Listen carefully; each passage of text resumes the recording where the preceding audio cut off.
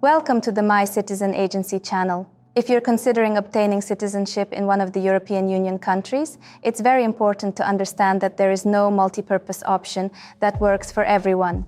Each country has its own eligibility criteria, processing terms, requirements, legal nuances, and approach to reviewing applicants. That's why the main question isn't, where is it easier to get a passport, but rather, which program is right for me? In this video, we'll explore how citizenship programs differ across EU countries, what you should focus on first, and why a result that seems identical at first glance can actually involve completely different paths. Very often, people perceive EU citizenship as a single uniform product. It makes sense. If countries are part of the European Union, then the rules for obtaining citizenship must be more or less the same. From the outside, it may indeed look that way. It seems that the only differences might be in processing times or the list of required documents, while the essence of the programs should be similar. But in practice, this approach does not reflect the reality. Yes, citizenship of any EU country opens up significant opportunities. It allows you to live in Europe, work legally, develop a business, exercise the right to education, enjoy freedom of movement, and many other benefits associated with the status of a citizen of a European Union member state. This is precisely why many people perceive the end result as the same, regardless of which country is in question.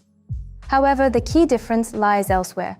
Despite the common benefits, the methods for obtaining citizenship are not determined at the EU level, but exclusively by the national legislation of each specific country. In other words, the European Union does not establish a single mechanism through which all applicants can obtain citizenship.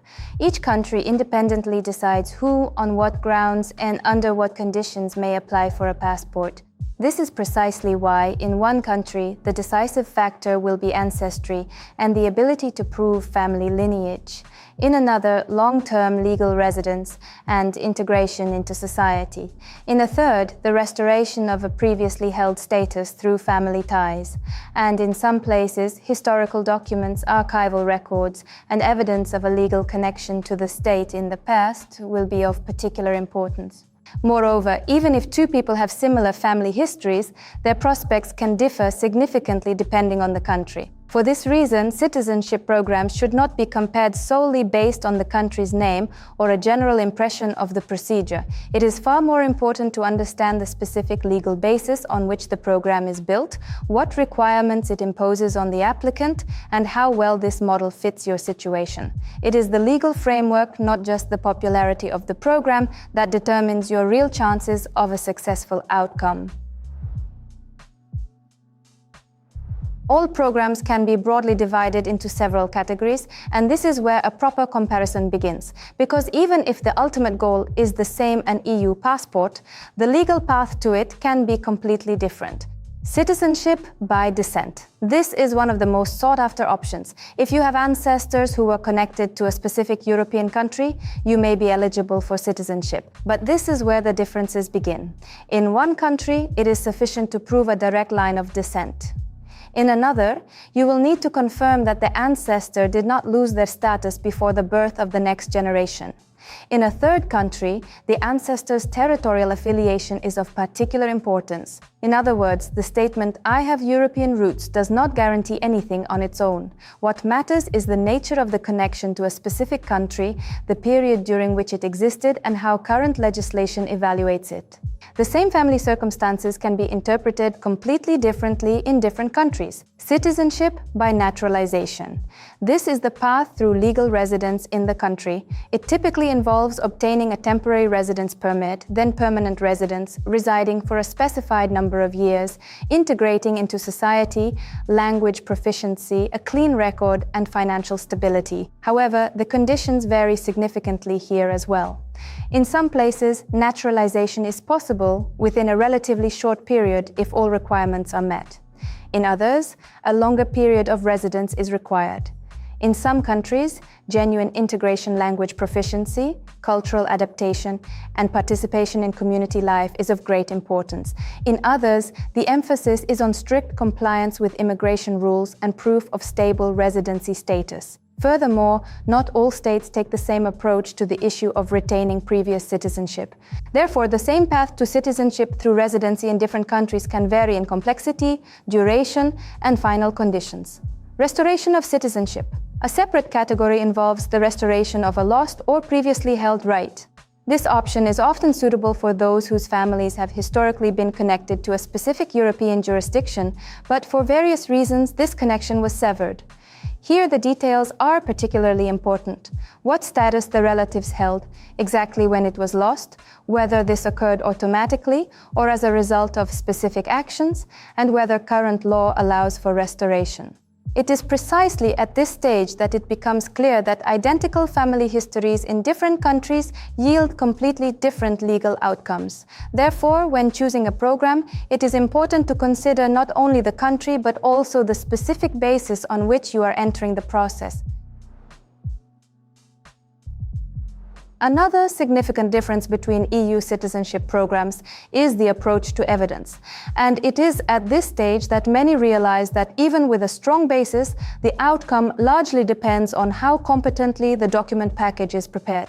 In some jurisdictions, you can rely on a fairly broad range of archival documents. These may include civil registry records, church records, archival certificates, extracts, proof of residence, and military or administrative records. This approach offers more opportunities to reconstruct your family lineage, especially if some documents have been lost or are incomplete.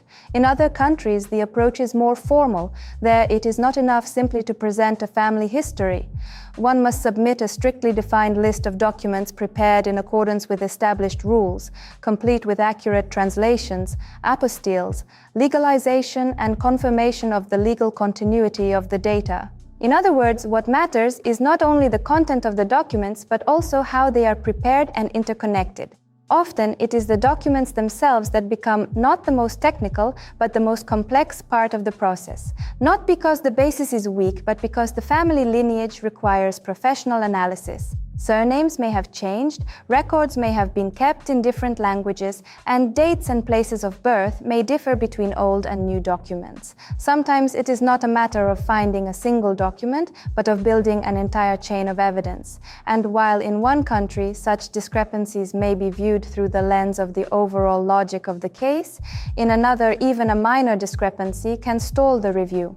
Therefore, when comparing programs, it is important to consider not only the existence of grounds, but also how realistic it is to substantiate them with documentation. Many people choose a program based primarily on processing terms. This is understandable, because for most applicants it is important to know in advance how long the entire process might take. But here it is important to note that the formal timeline and the actual timeline are not the same thing. Officially, the procedure may seem quite short. However, in practice, additional steps are almost always added, which also affect the overall duration of the process. Searching for archival documents, preparing the application file, correcting discrepancies, waiting for responses from government agencies, additional requests from government agencies. This is precisely why the actual time frame is almost always longer than just the application review period. In one case, the program itself may indeed be fast by law, but difficult to implement in practice. In another, the opposite is true. The procedure takes longer but proceeds more consistently and predictably. Furthermore, much depends not only on the country, but also on the applicant's initial documentation. If the documents have already been gathered and the family lineage is confirmed without gaps, the process can proceed much more smoothly. If, however, some information needs to be reconstructed from archives or inaccuracies corrected, the preparatory stage often takes no less time than the review itself. Therefore, it is necessary to assess not only how long the government review takes, but also how complex the preparatory stage will be in your specific situation. It is precisely this approach that allows for a realistic understanding of the timeline, rather than relying solely on formal figures. This is one of the key issues for many clients, because not everyone is willing to radically change their lifestyle just to obtain citizenship. For some, it is essential to complete the process without a long-term move. For others, a phased approach involving residency in the country is acceptable. Not all EU citizenship programs require permanent residence in the country. When it comes to confirming rights based on descent or restoring citizenship, the procedure can indeed proceed without a long-term move in some cases. The main focus in such cases is usually not on actual residence, but on the legal basis and documentary evidence of ties to the state. However, if the basis involves naturalization, then, as a rule, actual residence is essential. Moreover, it is not merely the possession of residency status that matters, but actual life in the country: housing, taxes, integration, compliance with residency periods, and sometimes the absence of prolonged absences. In other words, the state evaluates not only the mere fact of obtaining a residence permit or permanent residency, but also the extent to which a person is actually connected to the country in practice. This is precisely why the same goal, a European passport, will be achieved through documentation and legal analysis for one person, and through a multi-year immigration process for another. When choosing a program, it is important to understand this point in advance, so that expectations align with the actual procedure. Different EU countries assess an applicant's integration into society in different ways, and this also influences the choice of program. For some countries, it is particularly important that a person be integrated into the linguistic and social environment. For others, the legal basis itself remains the decisive factor. In origin-based programs, language proficiency is not always a mandatory requirement, although in some cases it may be an advantage or part of the procedure. Sometimes language does not affect the right itself, but it can play a role during the application stage, when communicating with authorities, or when completing certain formalities. The situation is different with naturalization. Here, language almost always plays an important role. Sometimes you need to demonstrate a basic level of proficiency. Sometimes you must pass a full-fledged exam. In addition to language, knowledge of history, the fundamentals of the constitutional system, culture, and the country's social life may be tested.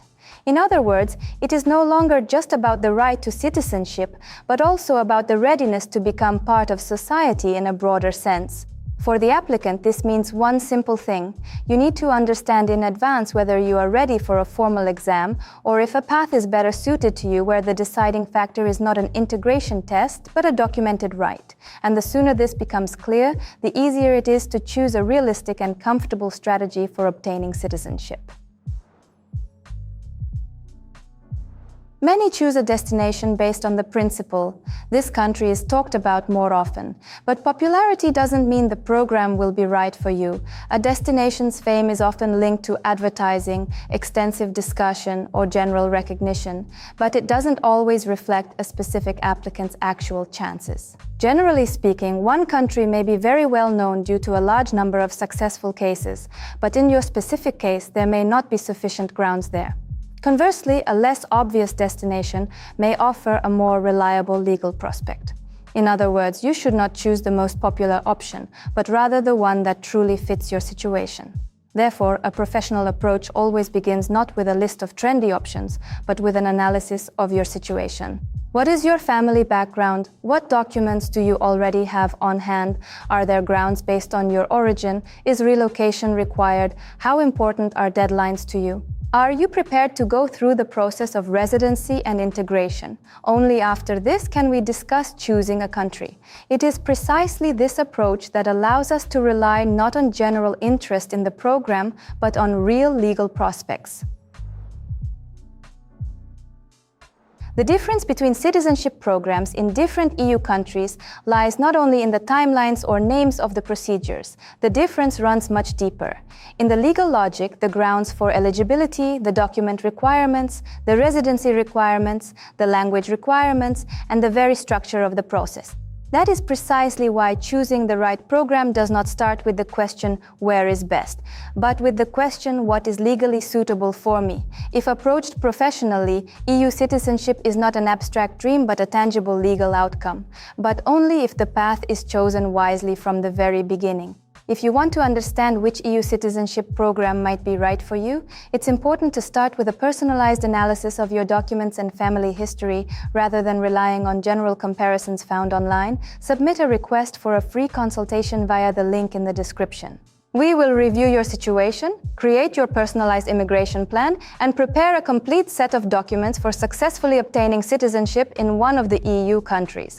We work on a one-on-one basis, taking into account your goals, your lifestyle, and your specific circumstances.